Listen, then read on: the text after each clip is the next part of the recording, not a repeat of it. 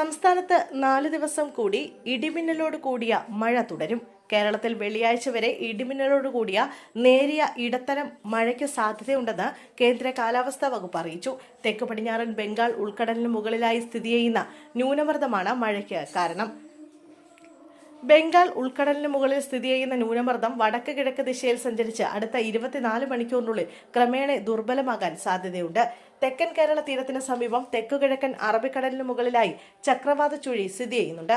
ഇതിന്റെ എല്ലാം സ്വാധീന ഫലമായാണ് സംസ്ഥാനത്ത് മഴ ലഭിക്കുന്നതെന്ന് മുന്നറിയിപ്പിൽ പറയുന്നു.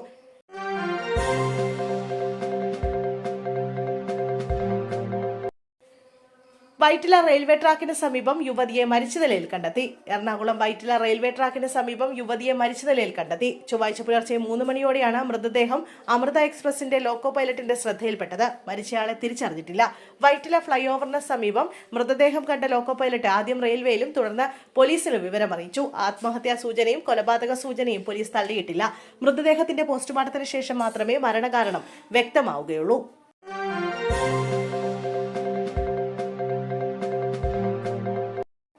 മികച്ച സബ് കളക്ടർക്കുള്ള പുരസ്കാരം OV ആൽഫ്രഡിന്. സംസ്ഥാനത്തെ മികച്ച സബ് കളക്ടർക്കുള്ള പുരസ്കാരം OV ആൽഫ്രഡിന്.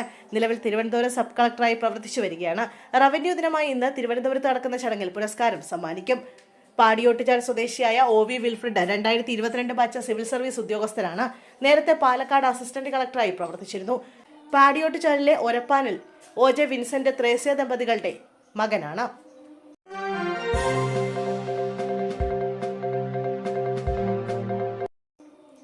അജ്ഞാതന്റെ ആക്രമണം. കഞ്ചിക്കോട് IITയിൽ വിദ്യാർത്ഥിനിക്ക് തലക്കടിയേറ്റു. കഞ്ചിക്കോട്ടെ IITയിൽ വിദ്യാർത്ഥിനിക്ക് നേരെ ആക്രമണം. ഡേറ്റാ സയൻസ് എഞ്ചിനീയറിംഗ് 4ാം വർഷ വിദ്യാർത്ഥിനിയായ സേലം സ്വദേശിനിക്ക് നേരെയാണ് ആക്രമണം ഉണ്ടായത്.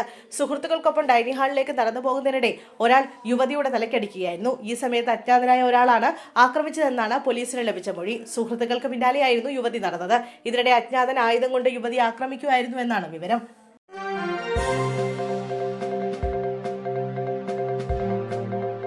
2.5 വയസ്സുകാരുടെ മരണം. പ്രാഥമിക പോസ്റ്റ്മോർട്ടം റിപ്പോർട്ട് പുറത്ത്. കാട്ടാക്കടയിൽ 2.5 വയസ്സുകാരുടെ മരണം ന്യൂമോണിയ മൂലമെന്ന് പ്രാഥമിക പോസ്റ്റ്മോർട്ടം വിവരം. വിശദമായ റിപ്പോർട്ടിന് ശേഷം മാത്രമേ മരണകാരണത്തിൽ അന്തിമ നിഗമനം സാധ്യമാവൂ. മരണത്തിന് കാരണം സ്വകാര്യ ആശുപത്രിയുടെ പിഴവാണെന്നാണ് കുടുംബത്തിന്റെ പരാതി. ശ്വാസതടസ്സത്തെ തുടർന്ന് കാട്ടാക്കട മമ്മൽ ആശുപത്രിയിൽ ചികിത്സ തേടി 2.5 വയസ്സുകാരി ഐഷ ഫാത്തിമയാണ് മരിച്ചത്. ആശുപത്രിയിൽ കുത്തിവെപ്പെടുത്തതിന് പിന്നാലെയാണ് കുഞ്ഞിന്റെ ആരോഗ്യനില വഷളായതെന്നാണ് കുടുംബം പറയുന്നത്.